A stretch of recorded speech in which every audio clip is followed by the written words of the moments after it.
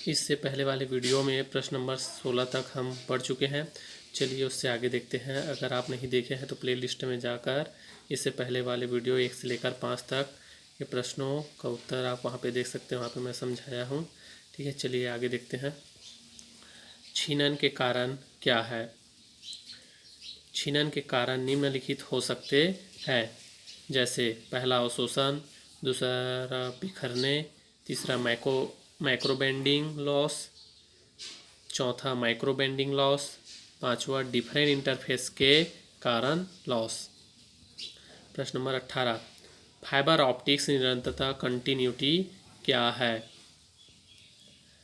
ठीक से काम करने के लिए एक फाइबर ऑप्टिकल केबल लिंक निरंतर होना चाहिए, जिसका अर्थ है फाइबर के भीतर, बाहर या कनेक्टर में किसी भी प्रकार की टूट फूट नहीं होनी चाहिए।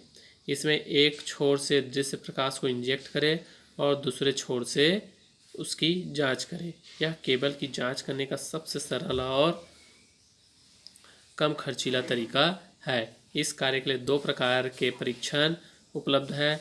पहला फाइबर ऑप्टिक निरंतरता परीक्षण और दूसरा लेजर विजुअल फॉल्ट लोकेटर। प्रश्न नंबर 19, निरंतरता कब अच्छी होती है?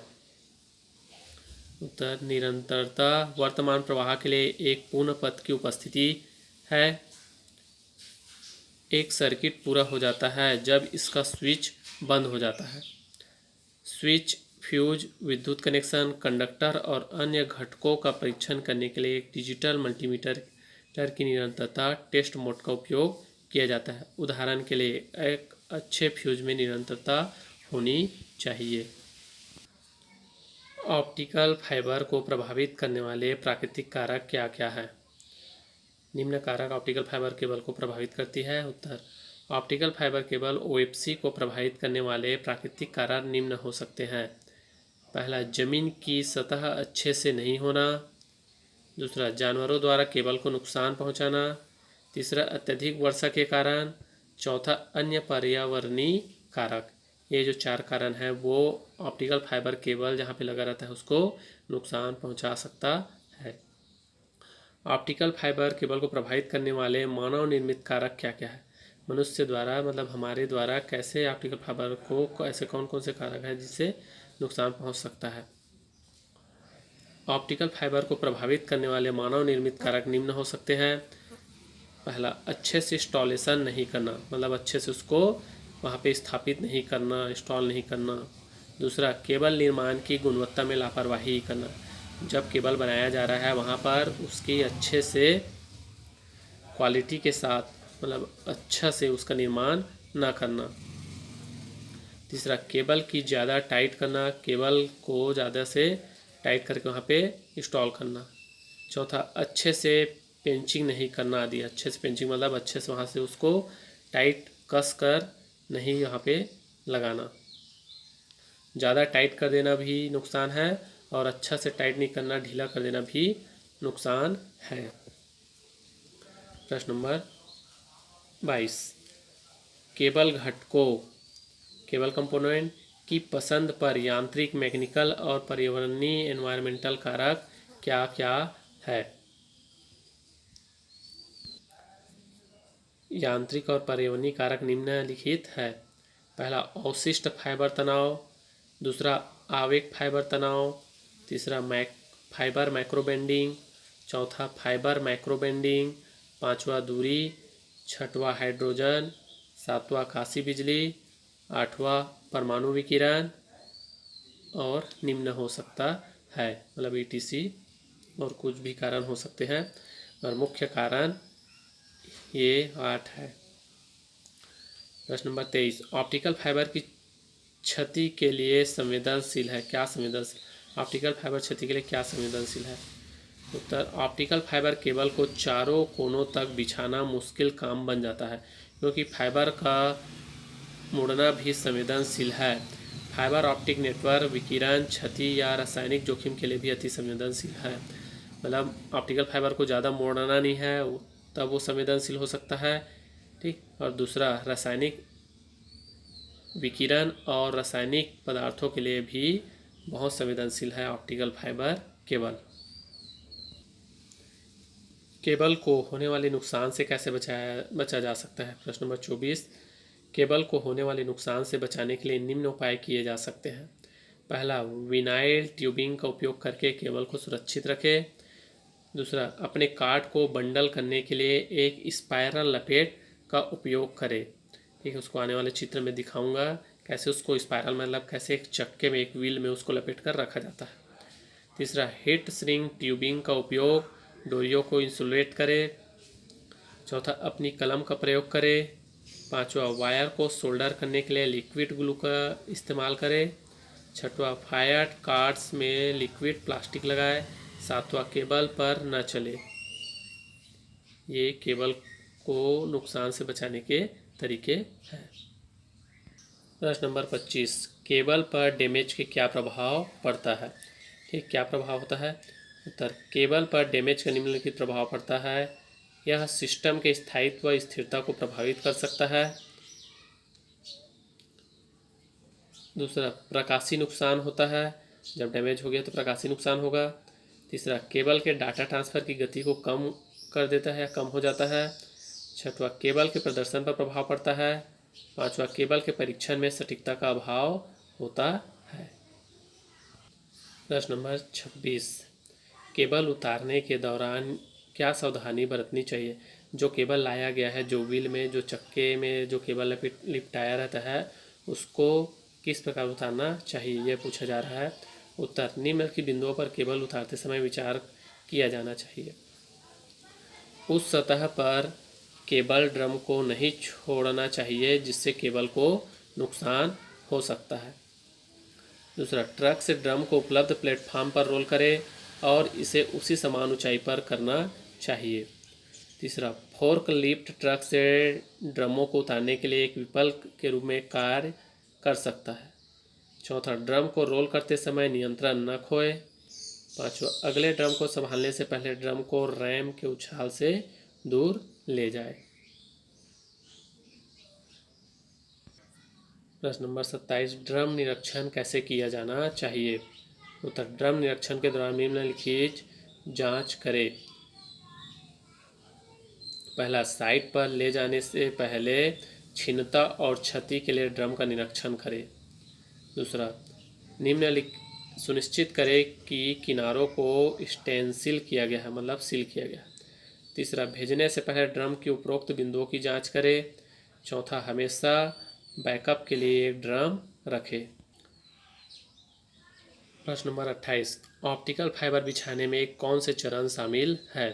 उत्तर, ऑप्टिकल फाइबर बिछाने में शामिल चरण केबल की स्थापना के दौरान अतिरिक्त केबल को उचित तरीके से बिछाकर रखा जाना चाहिए। यह सुनिश्चित करने के लिए दिए गए चरणों का पालन करना चाहिए। पहला, फर्श पर 1.5 से 2 मीटर व्यास के दो आसन हलकों को इस तरह से चिन्हित करें कि वे आकृति में 8 बना सके। इस निशान से अधिक खींचा हुआ केबल या पे आउट ट्रेलर को एक और परत के ऊपर एक फॉर्मिंग के ऊपर डालें। तीसरा, लंबे समय तक केबल एक से अधिक 8 कॉइल बनाते हैं। यह एक अन्य दिशा में खींचने के लिए कॉइल को चालू करना आसान बना देगा। चौथा, आकृति 8 लूप को केंद्र में न्यूनतम 3 व्यक्तियों और सर्कल के प्रत्येक कोर पर एक की आवश्यकता होती है। आठवां, केबल के मुक्त चलने या मरोड़ से बचने के लिए केबल को हाथ से या केबल ड्रम ब्रेक से नियंत्रित करें।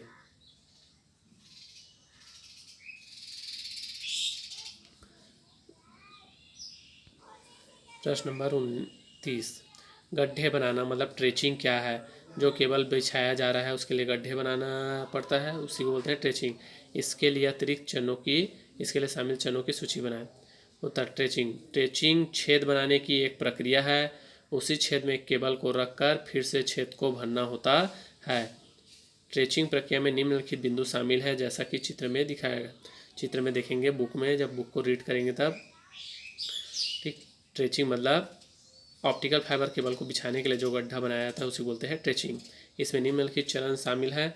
पहला, केबल इंस्टॉलेशन के लिए 4 इंच प्लास्टिक पाइप या डक्ट नलिका स्थापित करने के लिए खुदाई की जाती है। दूसरा, दिशात्मक बोरिंग का उपयोग खुदाई के लिए बिना सतह को प्रभावित किया जाता है। तीसरा, भविष्य में स्थापना या खुदाई ऑपरेशन के लिए एक मार्कर टेप स्थापित किया जाता है। चौथा, मशीनों का उपयोग बड़े क्षेत्र में ट्रेचिंग के लिए किया जाता है। पांचवा, खाई को 4 इंच चौड़ाई और गहराई को स्टैंडर्ड के अंतर्गत बनाया जाना चाहिए। ट्रेचिंग के दौरान बरती जाने वाली सावधानियों को सूचीबद्ध करें। उत्तर, ट्रेचिंग के दौरान बरती जाने वाली सावधानियाँ इस प्रकार है। पहला, केबल को एक बाधा रहित जगह पर दबाया जाना चाहिए। दूसरा, केबल को सड़क के किनारे के गड्ढे में ठीक से रखा जाना चाहिए और भविष्य के विस्तार के लिए इसे प्रभावित नहीं होना चाहिए। तीसरा, वह मार्ग जो किसी प्राकृतिक प्रक्रिया जैसे जल निकासी या अन्य कारणों से प्रभावित नहीं होना चाहिए। एक लेबल को दूसरे को इंगित करना चाहिए और OFC स्थापित किया जाना चाहिए। हवाई केबल, एरियल केबल क्या है, इसे स्थापित करने के क्या चरण हैं?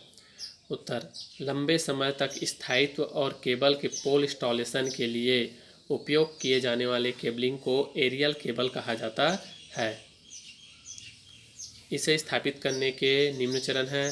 पहला, विभिन्न एरियल केबल प्रकारों के अनुसार इंस्टॉलेशन के तरीके होते हैं। पहले, स्टील के संदेशवाहक को फाइबर ऑप्टिक केबल को लैस करना। दूसरा, पोल के बीच सबसे पहले एक स्टील मैसेंजर लगाया जाता है। तीसरा, संदेशवाहक के साथ केबल को खींचना चाहिए। चौथा, फाइबर केबल को सुरक्षित करने के लिए चारों ओर लपेटने के लिए एक केबल गाइड और केबल लेजर का उपयोग किया जाता है। पांचवा, प्रत्येक अंत केबल में मैसेंजर के विस्तार के लिए अनुमति देने के लिए एक लूप बनता है। यह लूप लंबा और गहरा होता है और केबल अपने बेंडिंग त्रिज्या को हमेशा बनाए रखता है। प्रश्न नंबर 32, डक्ट नलिका स्थापित करने के क्या क्या चरण है? तीसरा, उत्तर, स्थापित ऑप्टिकल केबल को सुरक्षित करने के लिए डक्टिंग प्रक्रिया का उपयोग किया जाता है। डक्ट स्थापित करने के चरण निम्नलिखित है। पहला, डक्टिंग एक मैनुअल या यांत्रिक प्रक्रिया के माध्यम से किया जा सकता है। दूसरा, नलिका का व्यास ऑप्टिकल फाइबर केबल के व्यास से 2 गुना होना चाहिए। तीसरा, इसमें भविष्य के उपयोग के लिए रस्सियां और टेप होने चाहिए। चौथा, ऑप्टिकल फाइबर केबल को रगड़ने से बचाने के लिए नलिकाओं को अंदरूनी परत के साथ लेपित किया जाता है। पांचवा, डक्ट की लंबाई इंस्टॉलर द्वारा मापी जाती है और इसे सटीक व उचित स्थिति में रखा जाना चाहिए। छठवां, डक्ट को रोलिंग तरीके से डाला जाता है और ग्लास या टाइल का उपयोग करके रिस्टोर किया जाता है। एक आंतरिक डक्ट क्या है और इसका उद्देश्य क्या है?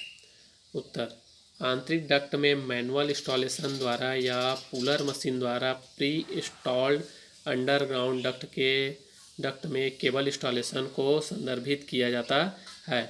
यह विधि आमतौर पर डक्ट के अंदर होती है जो 200 से 300 मीटर तक की गहराई होती है। आंतरिक डक्टिंग के उद्देश्य इस प्रकार है। पहला, केबल के लिए अतिरिक्त देखभाल और सहायता प्रदान करता है। दूसरा, यह अतिरिक्त केबल स्थापित करने के लिए एक अच्छा माध्यम है। तीसरा, यह कुतरने वाले जानवरों से केबल की रक्षा करता है। यह किफ़ायती है। पांचवा, इसका उपयोग शहरों में आसान पहुंच के उद्देश्य से किया जाता है। छठवां, इसमें कई केबल स्थापना कभी भी संभव है। इसमें नई केबल स्थापना कभी भी संभव है। सातवां, पुराने केबल को आसानी से बदला जा सकता है। आठवां, यह एक प्लास्टिक परत से बना है जो बड़े नलिकाओं में फिट होता है। नौवां, यह OFC के लिए एक साफ रास्ता देता है। 10वां, इसे किसी भी स्थान पर रखा जा सकता है जैसे कि खेत की ज़मीन या एक निर्माण भवन में। प्रश्न नंबर 34, फिंगर एटिंग और OFC खींचना मतलब पुलिंग क्या है? उत्तर, फिंगर एटिंग केबल बिछाने की प्रक्रिया है। इसमें लूप के केंद्र में न्यूनतम 3 व्यक्तियों और सर्कल के प्रत्येक छोर पर एक व्यक्ति की आवश्यकता होती है। चित्र में देखेंगे इसको, एटिंग की प्रक्रिया को दर्शाता है, बुक में दिया हुआ है चित्र, वहाँ पे हम इसको समझेंगे। और OFC पुलिंग क्या है? केबल पुलिंग अलग अलग क्षेत्रों के बीच किसी प्रकार का कनेक्शन स्थापित करने की एक स्थान से दूसरे स्थान पर केबल की लंबाई बढ़ाने के तरीका को कहते हैं। केबल ब्लोइंग क्या है और इसके चरण क्या है? ब्लोइंग, उत्तर ब्लोइंग, केबल ब्लोइंग में OFC ऑप्टिकल फाइबर केबल को पूर्व स्थापित डक्ट में केबल को सीधे दफन कर सुरक्षित करने का एक तरीका है। निम्न चरणों में दिखाए गए स्टेप्स के अनुसार केबल में हवा ब्लोइंग के लिए आवश्यक है। पहला, केबल को मोटर युक्त ब्लोअर के शीर्ष भाग में नलिका के साथ और एक तरह से मूल्य के साथ डाला जाता है। दूसरा, उच्च गति वाली हवा को स्रोत में से धकेला जाता है। तीसरा, चलती वायु बल केबल को धक्का देती है और आगे बढ़ाती है। चौथा, हाई एयर ड्रैग उच्च वायु खिंचाव और लो फ्रीक्वेंसी कम अवरोध केबल को आगे बढ़ाने का कारण बनता है। पांचवा, केबल को कम क्षति और कम जनशक्ति के साथ त्वरित स्थापना करना आसान बनाता है। कम जनशक्ति मतलब कम लोगों की सहायता से। केबल ब्लोइंग, ठीक है, केबल ब्लोइंग मतलब केबल को एक जगह से कैसे दूसरी जगह तक पहुंचाया जाता है, उसी को यहाँ पे समझाया जा रहा है। अंतिम प्रश्न, प्रश्न नंबर 36, केबल समाप्ति टर्मिनेशन करने में शामिल चरणों को सूचीबद्ध करें। उत्तर, नलिकाओं के माध्यम से केबल बिछाने के बाद OFC जोड़ी जाती है। केबल टर्मिनेशन में निम्न चरण शामिल होते हैं। पहला, एक फाइबर बोट पर रखें। दूसरा, नमूने के अनुसार स्ट्रिपिंग छिलने के लिए 14 सेंटीमीटर की माप करें। तीसरा, तार स्टिपर का उपयोग करके फाइबर को छील लें। चौथा, किसी भी अवशेष को साफ करने के लिए अल्कोहल का इस्तेमाल करें। पांचवा, फाइबर को बहुत मामूली मोड़ दे। छठवां, फाइबर को क्लीवर होल्डर में 10.5 सेंटीमीटर मार्क में डालें और फाइबर को क्लीव काटना करें। सातवां, फाइबर को कनेक्टर में डालें और होल्डर को दबाएं। आठवां, बूट को स्लाइड खिसकाएं और कनेक्शन अब पूरा समाप्त हो गया है। इस प्रकार से ऑप्टिकल फाइबर केबल को अंतिम चरण प्रक्रिया पूर्ण होती है। ऑप्टिकल फाइबर केबल को किस प्रकार से बिछाया जाता है और किस प्रकार से उसका अंतिम प्रोसेस किया जाता है, प्रश्न नंबर 36 में है। ठीक, ये अध्याय 3 का प्रश्न उत्तर कंप्लीट हुआ यहाँ पे। अब इससे आने वाले आगे अगले वीडियो में देखेंगे अध्याय 4, 5 और 6। ठीक, इस वीडियो को अपने दोस्तों के पास भी भेजिए, जो ग्रुप में जुड़े नहीं हैं उनके पास इनको शेयर कीजिए, ताकि उन लोग भी घर बैठे अभी इस वीडियो को देखकर और टेलीकॉम की पढ़ाई कर सकें। ठीक है, धन्यवाद।